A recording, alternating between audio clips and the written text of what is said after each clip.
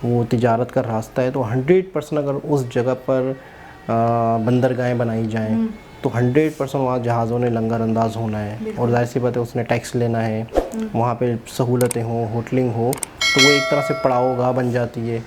तो इस पर तो मैं कहता हूँ अस्सलाम वालेकुम, नमस्ते, सत श्री अकाल। कैसे हैं आप लोग? उम्मीद करती हूँ ठीक होंगे, खुश होंगे। मैं हूँ अतिका अली और मेरे साथ है तारिक न्याजी। अस्सलाम वालेकुम, नमस्ते, सत श्री अकाल। उम्मीद करता हूँ ठीक होंगे, खुश होंगे। दोस्तों जहाँ रहें खुश रहें, माँ बाप का ख्याल करें, माँ बाप हैं तो सब कुछ है। दोस्तों आज की हमारी video why Andaman and Nicobar island is so important. So start करते हैं अपनी वीडियो को। Let's start. ओके गाइस, तो वीडियो का टाइटल है why Andaman and Nicobar island are very important. So start करते हैं video. Andaman Nicobar islands India के लिए one of the biggest strategic assets है, लेकिन सालों तक इग्नोर किए जाने की वजह से मेनलैंड इंडिया से ये कटा रहा। लेकिन दुनिया भर में बढ़ रहे ट्रेड, डिप्लोमेसी और चाइना के थ्रेट के कारण अंडमान निकोबार आइलैंड्स को ट्रांसफॉर्म करना आज की डेट में बहुत ज़्यादा ज़रूरी हो गया है, और अगर ये नहीं किया जाता तो आगे जाकर इंडिया के मेयर एग्जिस्टेंस के लिए भी खतरा बन सकता है। इसी को देखते हुए आने वाले फ्यूचर में अंडमान एंड निकोबार आइलैंड्स जैसे आज हम देखते हैं वैसे बिल्कुल भी नजर नहीं आएंगे, और इनके साथ में होगा क्या, आज इस वीडियो में यही चीज हम जानेंगे।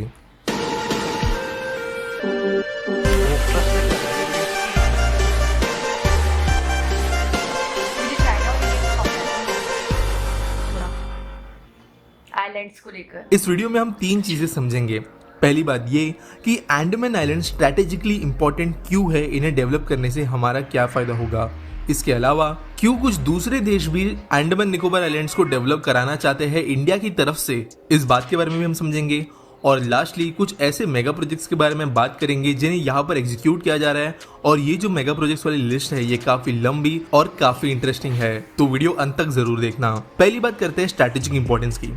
इंडियन ओशन और बे ऑफ बंगाल के बीच में अगर हम वाइड ओपन सी के अंदर बड़े आइलैंड्स की बात करें तो अंडमान और निकोबार आइलैंड्स जितने बड़े आइलैंड्स हमें एक बहुत बड़े पोर्शन में देखने के लिए नहीं मिलते, स्पेसिफिकली अगर हम एक बड़े रेडियस के साथ में काउंट करें तो, और इसके वजह से अपने आप में अंडमान निकोबार आइलैंड्स काफी बेनिफिट्स प्रोवाइड करते हैं। अब थोड़ा समझते हैं कि इस एरिया में ट्रेड किस तरीके से चलता है। चाइना जब नॉर्थ और साउथ अमेरिका को चीजें एक्सपोर्ट करता है उस टाइम पे तो पैसिफिक ओशन का रोड उनके पास में मौजूद है, और वहां पर जो नेशंस मौजूद है उनके साथ में अपनी प्रॉब्लम्स चाइना ने खड़ी कर रखी है। लेकिन जब मिडिल ईस्ट, यूरोप के देशों के अंदर चाइना को कुछ एक्सपोर्ट करना होता है तो उनके शिपिंग रूट्स जो है वो ज्यादातर स्ट्रेट ऑफ मलाक्का से होते हुए हमारे इन आइलैंड्स के काफी पास में से गुजरते हैं। और इंडियन ओशन के अंदर अगर ये आइलैंड स्ट्रेटेजिकली डेवलप किए जाए तो इनका कंट्रोल भी हमारे पास में आ सकता है। लेकिन अगर इन्हें नहीं डेवलप किया जाए तो आगे जाकर ये हमारे लिए दिक्कत की बातें बन सकती है अगर चाइना यहाँ पर अपना डोमिनेंस दिखाने के लिए शुरू करता है। इनफैक्ट कुछ शिपिंग राउट्स जो है वो इन आइलैंड्स के बहुत ही ज्यादा पास में से जाते हैं, और इन वाले राउट्स पर इंडिया को अपना स्ट्रॉन्ग होल्ड रखना बहुत ज्यादा जरूरी है। अब ये सिक्योरिटी की हिसाब से तो समझ गया, लेकिन इंडिया का कमर्शियली इसमें से कैसा फायदा है। दोस्तों दुबई जो है अपने सक्सेस के पीछे एक बहुत इंपॉर्टेंट रीजन ये रखता है कि एशिया और यूरोप की एयर कनेक्टिविटी के बीच में वो सेंट्रली लोकेटेड है जियोग्राफिकली। इसके वजह से कई सारे कार्गो प्लेन्स और पैसेंजर प्लेन्स दुबई में से इंटरचेंज होते हैं, यानी यहाँ पर उतरते हैं, प्लेन चेंज करते हैं, कार्गो यहाँ पर सॉर्ट किया जाता है, और फिर बाद में प्लेन्स वापस अलग अलग डेस्टिनेशन से पहुंचते हैं जो अलग अलग डेस्टिनेशन से आए हुए होते हैं। सिमिलरली हमारे जो अंडमान निकोबार आइलैंड्स है उनके पास में ऐसे स्ट्रैटेजिक लोकेशन मौजूद है समुद्र के बीच में। एज ऑफ नाउ जब भी सामान निकलता है किसी भी मिडिल ईस्टर्न या यूरोपियन देश से, ज्यादातर उन्हें सिंगापुर, मलेशिया, यहाँ पर मौजूद जो भी पोर्ट्स हैं वहाँ पर ट्रांसशिपमेंट और सॉर्टिंग हब्स के जरिए प्रोसेस किया जाता है, जो कि वैसे देखा जाए तो सबसे ज्यादा आइडियल लोकेशन नहीं है जियोग्राफिकली, लेकिन उसके पहले कहीं पर प्रॉपर सर्विसेज मौजूद नहीं है, इसका वजह से लॉजिस्टिक्स कंपनीज इन देशों के पास में भागती है। लेकिन अंडमान निकोबार आइलैंड जो है हर साल मोर देन 4000 करोड़ का लॉस झेलता है, क्योंकि इनके पास में कोई भी ट्रांसशिपमेंट कराने के लिए पोर्ट या फिर फैसिलिटीज मौजूद नहीं है। अगर उन्हें डेवलप किया जाता है तो यहाँ पर ट्रेड बढ़ेगा, ज्यादा शिपिंग वेसल्स यहाँ पर आना शुरू होगी, और ओवरऑल इस आइलैंड की इकोनॉमी को बहुत ज्यादा फायदा मिलेगा। तो इस लॉस को भी इंडिया को कवर करना है, ताकि अगर धीरे धीरे लॉजिस्टिक्स यहाँ पर बढ़े, इस वजह से बाकी चीजें बढ़े, तो आज जो ऐसे आइलैंड क्लस्टर है जिनके बारे में इंडिया के अलावा बाकी कोई देश वाले ध्यान देते नहीं है, काइंड ऑफ इग्नोर ये जगह है, ये अगर ग्लोबल इंपॉर्टेंस में आती है, कई सारे बिजनेसेस के लिए ये जरूरी बन जाती है, तो बाद में इनके साथ में अगर कुछ भी होगा तो वो एक ग्लोबल इशू रहेगा। अब बात करते हैं डिफेंस के हिसाब से क्यों अंडमान एंड निकोबार आइलैंड्स काफी इंपॉर्टेंट है। ना सिर्फ इंडिया लेकिन जापान, मले आर्कापेलागो के सारे देश और बेसिकली सारे देश जिन्हें चाइना से खतरा है और सी उनके लिए काफी इंपॉर्टेंट है, वो अंडमान एंड निकोबार आइलैंड्स के डेवलप होने से एक इंपॉर्टेंट हब बनने से ज्यादातर फायदे में रहेंगे। दोस्तों जैसे मैंने पिछले पॉइंट में कहा, अगर इन आइलैंड्स को ग्लोबल इंपॉर्टेंस मिलता है, बिजनेस के लिए काफी इंपॉर्टेंट बनता है, कई सारे लोग यहाँ पे अपना पैसा अगर कमाते हैं और इसके स्ट्रैटेजिक इंपॉर्टेंस की वजह से डिफेंस के लिए भी ये जरूरी बनता है, तो ये सारी चीज़ों की वजह से चाइना जो थ्रेट्स क्रिएट करता है वो एक तरीके से कम हो जाएगा और इसलिए चाइना ये करना नहीं चाहता। लेकिन बाकी देश ऑब्वियसली ये चाहते हैं कि इंडिया इन आइलैंड्स को स्ट्रेटेजिकली बहुत इंपॉर्टेंट बनाए ताकि स्टेट ऑफ मलाका के आगे बिल्कुल भी कंट्रोल जो है वो चाइना का नहीं रहे और इंडिया जैसा फ्रेंडली देश इन चीज़ों पर ध्यान रखे। इसके वजह से जापान ने $2 बिलियन की फंडिंग और ग्रांट्स देने के लिए प्रॉमिस किए हैं, जिसके जरिए अंडमान निकोबार आइलैंड्स में कुछ बहुत बड़े मेगा प्रोजेक्ट्स एग्जीक्यूट किए जाएंगे। इसी तरीके से कुछ दूसरे देशों ने हमें सपोर्ट एक्सटेंड किया है, लेकिन अब तक पैसे वगैरह नहीं दिए हैं, वो ज़्यादातर इंडियन गवर्नमेंट कर सकती है। लेकिन इसकी वजह से आप समझ सकते हो कि कितना ज़्यादा इंपॉर्टेंट है ये डिफेंस और सिक्योरिटी के हिसाब से भी। हमारी नेवी एयरफोर्स वैसे भी यहाँ पर बेस मेंटेन करते हैं, लेकिन फ्यूचर में इन्हें और ज़्यादा एक्सपांड करने के लिए भी इंडिया ने प्लान्स बनाए हैं। अब बात करते हैं उन मेगा प्रोजेक्ट्स के बारे में जिसकी वजह से इन आइलैंड्स का रूप पूरी तरीके से चेंज हो जाएगा, लेकिन इनके बारे में ज़्यादा बात नहीं किया जाता। पहला है 10,000 करोड़ रुपीस का ट्रांसशिपमेंट पोर्ट। जैसे मैंने पहले पॉइंट में कहा, अंडमान निकोबार आइलैंड्स जियोग्राफिकली एक ऐसे लोकेशन पर मौजूद है जहां पर ट्रांसशिपमेंट हब बनाना बहुत ज़्यादा फायदे का होता है। बेसिकली यहाँ पर कैम्बे में एक डीप सी पोर्ट बनाया जाने वाला है ताकि बड़े स्केल के जो वेसल्स है, जो शिप्स है, वो भी यहाँ पर डॉक हो पाए। सॉर्टिंग फैसिलिटीज अलग अलग लॉजिस्टिक्स कंपनी यहाँ पर बनाए, इस हिसाब से सर्विसेज प्रोवाइड की जाएगी। और ये 10,000 करोड़ रुपए की जो वन टाइम इन्वेस्टमेंट है, इसके बाद में ईयरली अगले आने वाले 5 साल में हर साल 4,000 to 5,000 करोड़ रुपीज या के आइलैंड्स कमा पाएंगे, ऐसी उम्मीद जताई गई है। साथ साथ कोलंबो और सिंगापुर पोर्ट में से भी थोड़ा ट्रैफिक ये कम करा सकती है, ऐसा पोटेंशियल यहाँ पर लिखा गया है। इस ट्रांसशिपमेंट हब को बनाने के लिए वैसे परमिशन ऑलरेडी मिल गई है, जल्दी इसका काम शुरू हो जाएगा और इनफैक्ट कुछ छोटे लेवल पर इसका एक्चुअल कंस्ट्रक्शन भी शुरू हो गया है। अगला दोस्तों जो मेगा प्रोजेक्ट है वो अब तक का सबसे बड़ा अनाउंस्ड प्रोजेक्ट है इस पूरे के पूरे आइलैंड क्लस्टर के लिए, जिसका नाम है sustainable development of little Andaman island vision paper. तो हमारी जो नीति आयोग है, इन्होंने अराउंड 3 महीने पहले ये पेपर रिलीज किया है, जहां पर उन्होंने पूरे के पूरे प्लान्स मेंशन किए कि किस तरीके से जो लिटिल अंडमान आइलैंड है उसे पूरी तरीके से एक ग्लोबल इन्वेस्टमेंट हब में ट्रांसफॉर्म कर दिया जाएगा ताकि ये एक मेजर ग्लोबल सिटी बन पाया। दोस्तों जिस तरीके से सिंगापुर है, हांगकांग है, सिटीज होते हुए भी काफी ज्यादा इंपैक्ट रखते हैं वो ग्लोबली, इसी तरीके से स्पेशल ट्रेड लॉस के साथ में ये पूरा का पूरा डेवलपमेंट किया जाएगा, ऐसा बताया गया है। इसके अंदर 3 जोन्स होंगे। पहला जोन होगा 102 स्क्वायर किलोमीटर में फैला हुआ ईस्ट कोस्ट जोन, जहाँ पर मेडी सिटी बनाई जाएगी, एक एरो सिटी बनाई जाएगी मीडिया हब के साथ में, और साथ साथ जो मेजर टूरिज्म रिलेटेड एक्टिविटीज होंगी वो भी यहाँ पर होगी। फिर चाहे वो फेरीज हो, जेटीज हो, बीच फ्रंट्स हो, होटल्स, रिसोर्ट्स, ये सारी की सारी चीज़ें 102 स्क्वायर किलोमीटर के एरिया में बनाई जाएगी ईस्टर्न पार्ट के अंदर। इसके बाद में जोन 2 जो होगा वो 85 स्क्वायर किलोमीटर बड़ा रेसिडेंशियल और स्पेशल इकोनॉमिक जोन होगा। यहाँ पर लोगों के लिए रहने के लिए सुविधा होगी मॉडर्न सिटीज में जिस तरीके से होती है वैसे, और साथ साथ यहाँ पर एक फ्री ट्रेड जोन अलग से बनाया जाएगा जहाँ के taxation laws, trade laws, business laws पूरी तरीके से बाकी इंडिया से अलग होंगे, जिसके कारण कई सारी कंपनीज यहाँ पर अट्रैक्ट करने के लिए आसानी होगी, जिसमें ज्यादातर फाइनेंस रिलेटेड बिजनेसेस ही इंक्लूडेड होंगे। आखिरी जो जोन होगा वो होगा 52 स्क्वायर किलोमीटर बड़ा नेचर एंड थेरेप्यूटिक जोन। ये भी काइंड ऑफ टूरिज्म का एक आम बंदा है, लेकिन यहाँ पे एज अ स्पेशलिटी टूरिज्म इसे डेवलप किया जाएगा और इसके ऊपर अब तक ज़्यादा चीज़ें लिखी नहीं गई है। इसके अलावा इन सारे के सारे क्लस्टर्स के बीच में अच्छा public transport, road networks, water sewage, power networks, इन सारी चीज़ों को डेवलप किया जाएगा। ये जो पेपर है इसके पब्लिश करने के बाद में डिटेल प्रोजेक्ट रिपोर्ट जैसी चीज़ें बनाने पर काम अभी शुरू होने वाला है और अभी ये बहुत प्रिलिमिनरी फेज में है, लेकिन ये one of the most ambitious projects है इन आइलैंड्स के लिए। और जब भी ये कंप्लीट होता है जिस भी तरीके से, उसके बाद में एक रिमोट टूरिस्ट डेस्टिनेशन से एक global metropolis Andaman and Nicobar islands बन जाएंगे, ऐसी उम्मीद जताई गई है। अगले जो प्रोजेक्ट्स है वो कनेक्टिविटी के हिसाब से बनाया गया है। पोर्ट ब्लेयर के अंदर मौजूद एयरपोर्ट यहाँ का सबसे प्राइमरी एयरपोर्ट है, लेकिन कई सालों से ये अपनी कैपेसिटी से ऊपर फंक्शन कर रहा था। इसी को देखते हुए 723 करोड़ रुपीस स्पेंड करते हुए एक शेल शेप का नया एयरपोर्ट टर्मिनल यहाँ पर बनाया जा रहा था, जहाँ पर 28 checking desk, 3 boarding bridges, 5 baggage belt और 50 लाख पैसेंजर्स पर एनएम की कैपेसिटी के हिसाब से इस एयरपोर्ट टर्मिनल को बनाया जा रहा था। और अभी मोर देन 70% काम इस एयरपोर्ट का कंप्लीट हो चुका है और जल्दी पैसेंजर्स के लिए इसे ओपन कर दिया जाएगा। अगले मेगा प्रोजेक्ट की बात करें तो 2000 करोड़ रुपीस का एक ड्राई डॉक बनाया जाने वाला है ग्रेट अंडमान आइलैंड पर, जो अगले 15 साल में ship repair, ship building in industries को प्रमोट करेगा। यहाँ पर दुनिया भर की कंपनीज अपने शिप्स ला पाएंगी, यहाँ पे डॉक कर पाएंगी और यहाँ पे इंडिया उन्हें रिपेयर, मॉडिफाई या दूसरी जो भी सर्विसेज अवेलेबल होंगी उन्हें ऑफर करते हुए काम करेगा। अगला है mega internet and connectivity plan. पिछले साल ही चेन्नई और पोर्ट ब्लेयर के बीच में एक under sea high speed fibre optic cable बिछाई गई थी, जिसकी वजह से 800 Gbps स्पीड से इंटरनेट इस आइलैंड में पहली बार पहुंचना शुरू हुआ था।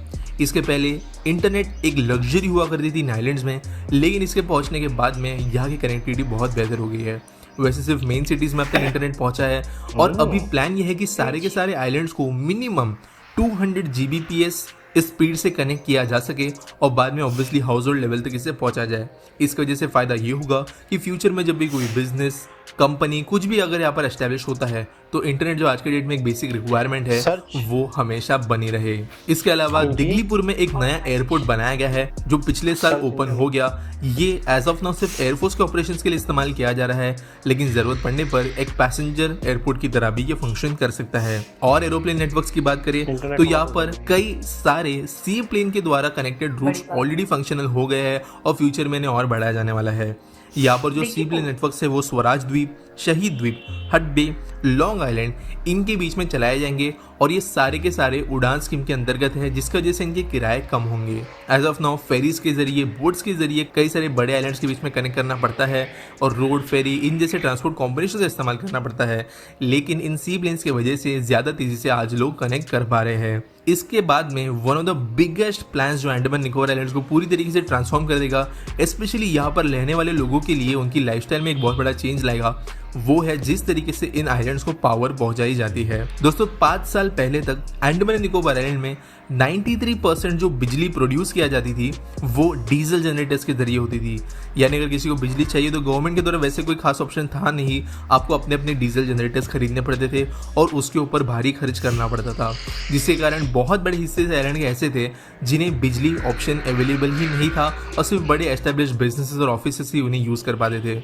लेकिन इस चीज़ को चेंज करना शुरू हो गया था पिछले 3 साल से और आज अंडमान एंड निकोबार आइलैंड्स में ज़्यादातर बिजली जो है वो सोलर पावर प्रोडक्शन के जरिए चलती है और यहाँ पर मेजरली बड़े प्लांट्स नहीं बनाए गए हैं। इंडिपेंडेंट ग्रिड लेवल पर सोलर प्लांट्स इंस्टॉल किए जा रहे हैं रूफ बाय रूफ बेसिस पर और यहाँ पर उस हिसाब से पावर प्रोड्यूस की जा रही है इन्वर्टर बैटरीज का भी इस्तेमाल करते हुए। इसके अलावा कुछ फ्लोटिंग पावर प्लांट्स भी बनाए जा रहे हैं ताकि पब्लिक यूटिलाइजेशन और बाकी चीज़ों के लिए भी बिजली बन सके और ये कमिटमेंट दी गई है कि अगले 2 साल में सारी की सारी बिजली जो अंडमान एंड निकोबार आइलैंड्स में बनेगी वो रिन्यूएबल तकनीक से ही प्रोड्यूस होगी और सारे के सारे डीजल जनरेटर्स को बंद कर दिया जाएगा। इसके वजह से एक बहुत बड़ा क्वालिटी ऑफ लाइफ इंप्रूवमेंट आएगा यहाँ के लोगों के लिए। अगला जो प्रोजेक्ट है वो है हम्फरी स्ट्रेट ब्रिज। दोस्तों वैसे जो ट्रंक रोड है अंडमान निकोबार आइलैंड्स का उसे रिपेयर किया जाए है, वहाँ पर भी hundreds of crore rupees spend किए जा रहे हैं ताकि एक प्रॉपर हाईवे बन पाए कनेक्टिविटी को लेकर। लेकिन कई सारे आइलैंड्स आज ऐसे हैं जिनके बीच में कुछ मीटर्स का ही गैप है जहाँ से क्रीक्स या समंदर बहता है, लेकिन क्योंकि बीच में कोई ब्रिज वगैरह मौजूद नहीं है तो दिन में सिर्फ कुछ ही फेरीज के जरिए यहाँ से ट्रांसपोर्ट किया जा सकता है। बड़े व्हीकल्स पर रिस्ट्रिक्शन है और कनेक्टिविटी में प्रॉब्लम आती है। इसी को देखते हुए हम्फरी स्ट्रेट जो one of the biggest obstacles हुआ करता था 2 पॉपुलेटेड आइलैंड्स के बीच में, उसे ऑलमोस्ट पूरी तरीके से कंस्ट्रक्ट कर लिया गया है। इनफैक्ट गर्डर्स वगैरह भी लगाकर हो गए हैं और अभी ऐसे ही कई सारे मिनी ब्रिजेस के जरिए इन आइलैंड्स को कनेक्ट किया जाने वाला है ताकि एक कंटिन्यूअस रोड बन पाए पूरे के पूरे आइलैंड क्लस्टर्स के बीच में। आखिरी जो प्रोजेक्ट है वो है ब्रॉड गेज रेल लाइन जो बनेगी पोर्ट ब्लेयर और दिगलीपुर के बीच में। ये 2 पॉपुलेशन सेंटर्स हैं इन आइलैंड्स के लिए और 240 किलोमीटर लंबी ये लाइन बहुत अच्छी कनेक्टिविटी प्रोवाइड करेगी।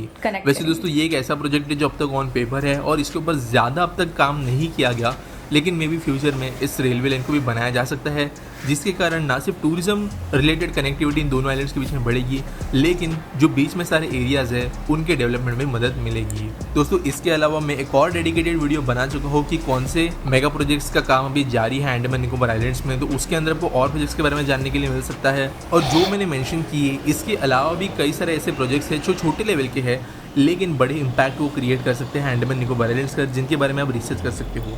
ये सारे के सारे प्रोजेक्ट का काम करते समय कई जगहों पर रेजिस्टेंस हमारी गवर्नमेंट को देखने के लिए मिल रहा है, चाहे वो एनवायरमेंटल रीजंस की वजह से हो, बाहरी देशों के जरिए प्रेशर आना हो, या फिर हमारे देश के अंदर से ही इन आइलैंड्स के चाहे वो नेचुरल लिविंग मेथड्स हो, लाइफस्टाइल हो, या फिर इंटीग्रिटी, इन सारी चीज़ों को ये प्रोजेक्ट्स डैमेज करेंगे, ऐसा कहते हुए ऑपोजिशन का सामना करना पड़ रहा है। लेकिन फिर भी इसके बावजूद ज़्यादातर प्रोजेक्ट्स पर काम अपने अपने स्पीड से जारी है। उम्मीद करता हूँ आपको ये वीडियो पसंद आया होगा, अच्छा लगा होगा तो लाइक शेयर सब्सक्राइब बिल्कुल कर देना, और मिलेंगे अगले वीडियो में। जी जनाब, क्या समझ आया? ये कि आयरलैंड जो इंडिया के पास है, और यहाँ से ये तो काफ़ी पहले हमें पता था कि यहाँ से ट्रेड होती है, बिल्कुल ऐसे ही है। और वहाँ पे कुछ ऐसे आइलैंड भी हैं जहाँ पे चाइना को टेंशन है, और चाइना वहाँ पे परेशान रहता है कि वहाँ पे आइलैंड वाले उन्हें तंग करते हैं, वहाँ से गुजरते हैं जहाज़। अच्छा जी, जहाँ पे जो आइलैंड है, उस आइलैंड पे जिसकी गवर्नमेंट है, उस आइलैंड के साथ साथ काफ़ी हद तक आगे समंदर भी उसी गवर्नमेंट के हाथ में आता है। बिल्कुल ऐसे ही है। ठीक है ना। तो चाइना की ट्रेड यहीं से होती है, पूरी दुनिया को पता है। तो चाइना की ट्रेड यहाँ से होती है और यहाँ से आइलैंड किसके करीब से होती है। तो अगर इंडिया में इस आइलैंड को डेवलप कर दिया जाए तो यहाँ पर एक हब बन सकता है, पोर्ट्स, जहाँ पे एक्सटेंड हो सकता है सामान, क्योंकि जाहिर सी बात है फ्यूलिंग चाहिए होती है जहाज़ों को, और कोई ना कोई इश्यूज़ होते हैं। तो यहाँ पे एक तरह से स्टेशन बन सकता है जहाज़ों का, जो तिजारत करते हैं, बड़े बड़े जहाज़ जो कंटेनर्स वगैरह लेके जाते हैं। दुबई में ये चीज़ हो रही है, क्योंकि दुबई इस चीज़ का हब बन चुका है, क्योंकि यूरोप और एशिया को मिला बीच में। और यही चीज़ गवादर के बारे में भी कही जाती है कि अगर गवादर जो है वो इस तरह से डेवलप्ड हो गया तो वो इस बड़ी तरक्की करेगा। क्योंकि पोर्ट जो है ना, पोर्ट बंदरगाह, और किसी ऐसी बंदरगाह जो कई देशों को एक दूसरे के दरमियान में पड़ती है, कनेक्ट कर दे, तो वो 100% फ़ायदेमंद है। और उस कंट्री की डेवलपमेंट में बहुत उस बड़ा कंट्री की और उस खित्ते की और इसके अलावा दूसरे कंट्रीज़ के लिए भी बहुत बेटर रहेगा। बिल्कुल ऐसा ही है, बिल्कुल। तो इसी इतने लंबे रूट को देखते हुए ही चाइना सीपेक की तरफ आया था कि मेरा जो इतना लंबा रूट है वो तो रहेगा, क्योंकि बहुत ह्यूज क्वांटिटी में सामान लाना होता है समंदर के रास्ते। अच्छा, तो अंडमान निकोबार जो है वो तो है ना ऑलरेडी? वो तो है ना। हाँ, तो वो आइलैंड उनके पास है, इंडिया के पास। हाँ, तो इंडिया मजीद उसको डेवलप करना है, और कह रहे हैं कि हो नहीं रहा वहाँ पे काम इतना तेज़ी से। ऑन पेपर हो गया है, ऑन पेपर हो गया है, लेकिन इतनी तवज्जो नहीं है। और कह रहे हैं कि ये तो मेगा प्रोजेक्ट्स थे, इसके अलावा भी बहुत छोटे छोटे प्रोजेक्ट्स हैं जो मैंने नहीं बताया, लेकिन हो सकता है उसका इम्पैक्ट बहुत बड़ा पड़ जाए, ऐसा भी हो सकता है। देखिए, जहाँ पर वो आइलैंड पड़ रहा है ना, जहाँ तक मैं समझ रहा हूँ, जिस लोकेशन उसकी आ रही है, तो वो जाहिर सी बात है रास्ता है, वो तिजारत का रास्ता है। तो 100% अगर उस जगह पर बंदरगाहें बनाई जाएं तो 100% वहाँ जहाज़ों ने लंगर अंदाज होना है, और जाहिर सी बात है उसने टैक्स लेना है, वहाँ पे सहूलतें हों, होटलिंग हो, तो वो एक तरह से पड़ावगाह बन जाती है। तो इस पर तो मैं कहता हूँ जहाँ तक मैं समझा हूँ कि बहुत तेज़ी से काम होना चाहिए। कह रहे हैं कि काम इतनी तेज़ी से नहीं हो रहा, अपने तरीके से हो रहा है, जबकि जापान भी सपोर्ट कर रहा है, 2 मिलियन का फंड दिया उसने भी। कह रहे हैं कुछ अपोजिशन का प्रॉब्लम्स हैं, अच्छा, कुछ आबो हवा के, माहौल के, क्योंकि देखिए अलग समंदर पार जाके वहाँ पे काम करना इतना आसान नहीं है। आपको मटेरियल वहाँ पहुँचाना, बोल देना बहुत इजी है, लेकिन करने वालों को मटेरियल वहाँ जाना, वहाँ बिल्डिंग्स, वहाँ पे एयरपोर्ट्स, वहाँ पे चीज़ें बहुत कॉस्टली भी पड़ता है। और फिर दूसरा जंगल है वो एक तरह से, वहाँ पे मतलब है कि बहुत टाइम लगेगा कि अगर वो डेवलप्ड हो जाए तो। बिल्कुल। और फिर जितने बेनिफिट उसके साथ जुड़े हैं वो भी बहुत लॉन्ग टर्म वाले हैं। तो इस वजह से शायद उस पर इतनी ज़्यादा तवज्जो नहीं दी जा रही। उसके बदले में जल्दी बेनिफिट देने वाले प्रोजेक्ट्स जो हैं, मेट्रो हो गए या ऐसे जो जहाँ आप जिससे आवाम को फ़ौरन फ़ायदा हो रहा है, तो उन पे ज़्यादा तेज़ी से करें, और फिर नज़र भी आते हैं। ठीक है ना, ये बाद में नज़र आना है, इसके बेनिफिट्स बहुत बाद में हैं, बहुत आगे चल के हैं। अच्छा, फिर मैं जहाँ तक समझता हूँ, मेरी अपनी छोटी सी नाकिस सी सोच हो कि हो सकता है कि जब दूसरे रास्ते चाइना ढूंढने लग गया सीपेक टाइप के पाकिस्तान के थ्रू, तो हो सकता है कि उस वजह से भी थोड़ा वहाँ काम स्लो हो गया। जब चाइना को रास्ता ही दूसरा मिल गया, मेन हब चाइना है, मेन तिजारत चाइना ने करनी है। जब चाइना वहाँ से घूम के आने के बजाय पाकिस्तान के थ्रू तिजारत का सोचने लग गया, ग्वादर के थ्रू, तो फिर वो सोच रहे होंगे कि जब चाइना को ये रास्ता मिल गया तो हमारी वो इतनी डेवलपमेंट, हमारी इतनी इन्वेस्टमेंट बेकार ना जाए। और अब जबकि वो सीपेक भी बंद है, तो हो सकता है कि वहाँ पे स्लो अपने हिसाब से काम चल रहा होगा। वही कह रहे हैं कि काम चल रहा है, लेकिन ओवरऑल जहाँ तक मैं इस वीडियो से जज किया है कि इस आयरलैंड इंडिया के लिए गिफ्ट है गॉड की तरफ से। 100 मैं जहाँ तक समझा हूँ इस चीज़ को, और इंडिया को जितनी जल्दी हो सके अगर इस पे काम करते हैं वो लोग, तो उनके लिए आने वाली नस्लों के लिए बेनिफिट बहुत, जिस रास्ते वो पड़ रहा है। और फिर दूसरी चीज़ ये है कि जब यहाँ से गुजर रहा है तो सी का भी बहुत बड़ा एरिया इंडिया के कंट्रोल में है, तो ऑटोमेटिकली तो दोबारा किसी और वीडियो के साथ आप लोगों से मुलाकात होगी। चैनल को सब्सक्राइब करें, वीडियो को लाइक करें। जब तक के लिए अल्लाह हाफिज़।